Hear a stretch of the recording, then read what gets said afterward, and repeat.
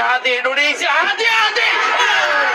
Jangan kita lihat pemirsa, hati-hati. 5 penyebab timnas Indonesia U17 kalah 1-5 dari Malaysia hingga gagal lolos ke Piala Asia U17 2023. Kekalahan ini sudah membuat timnas Indonesia U17 dipastikan gagal lolos ke putaran final Piala Asia U17 tahun mendatang.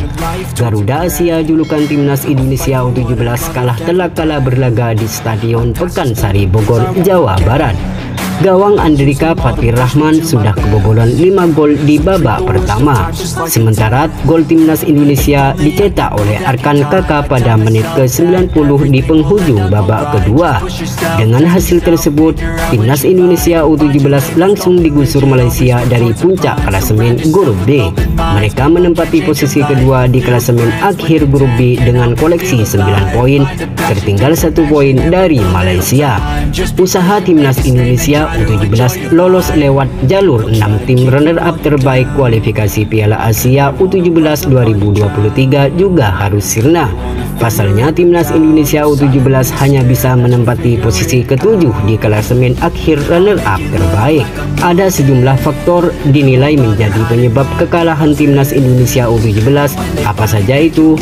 Berikut 5 penyebab timnas Indonesia U17 kalah telak dari Malaysia hingga gagal lolos ke Piala Asia U17 2023. Namun sebelum kita lanjut, alangkah baiknya subscribe dulu channel ini agar channel ini terus berkembang. Pertahanan yang rapuh. Salah satu faktor yang menyebabkan kekalahan timnas Indonesia U17 adalah lini pertahanan yang rapuh. Alhasil, kala mendapat serangan balik cepat dari Malaysia, bola dengan mudah bisa bersarang di gawang timnas Indonesia U17. Bahkan Malaysia sudah bisa mencetak 4 gol kala laga belum berjalan 30 menit. Nasib buruk Garuda Asia diperparah dengan hadiah penalti yang diberikan wasit kepada Malaysia usai Muhammad Andre melanggar Muhammad Anjar Lisa di kotak terlarang. Absennya Iqbal Gwejangge. Rapuhnya pertahanan timnas Indonesia U17 disinyalir terjadi karena absennya Iqbal Gwejangge dalam laga melawan Malaysia. Bima Sakti tak bisa menurunkan Iqbal Gwejangge dalam laga semalam karena sang pemain mendapat akumulasi kartu kuning dan juga dideri cedera. Semalam ini sosok Iqbal Gwejangge memang menjadi andalan Bima Sakti dalam menjaga lini belakang Garuda Asia. Ketidakhadiran pemain bernomor punggung 21 itu pun ternyata memberi dampak besar sehingga timnas Indonesia U17 tampak bermain tanpa arah dan tanpa pemimpin. Penurunan performa. Faktor ketiga, timnas Indonesia U17 tampak terlihat mengalami penurunan performa kala melawan Malaysia.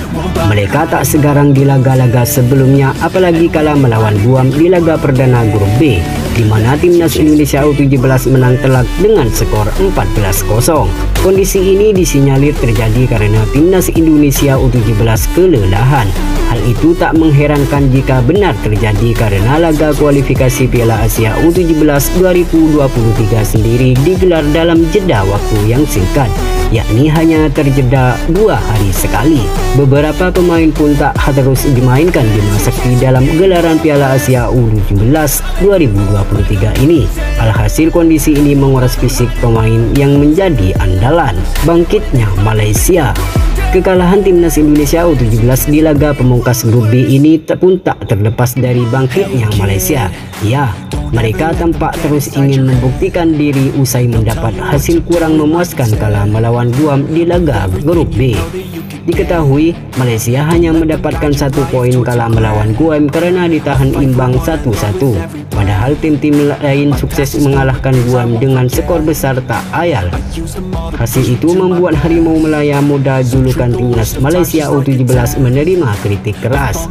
Namun setelah Malaysia terus bangkit, mereka menang 3-2 atas Uni Emirat Arab dan kemudian berpesta gol ke gawang timnas Indonesia U17. Berkat kemenangan itu Malaysia lolos ke Piala Asia U17.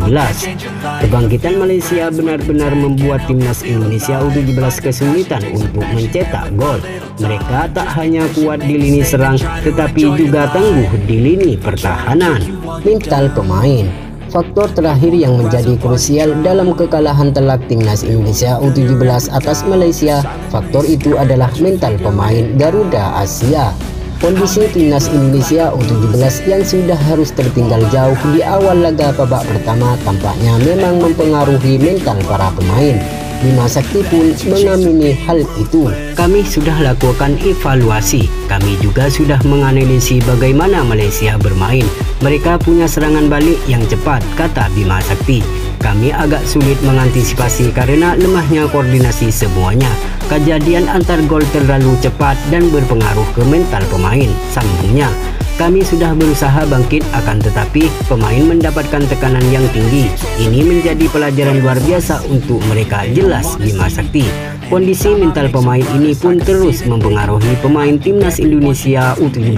Alhasil, laga pun berakhir dengan skor yang memilukan.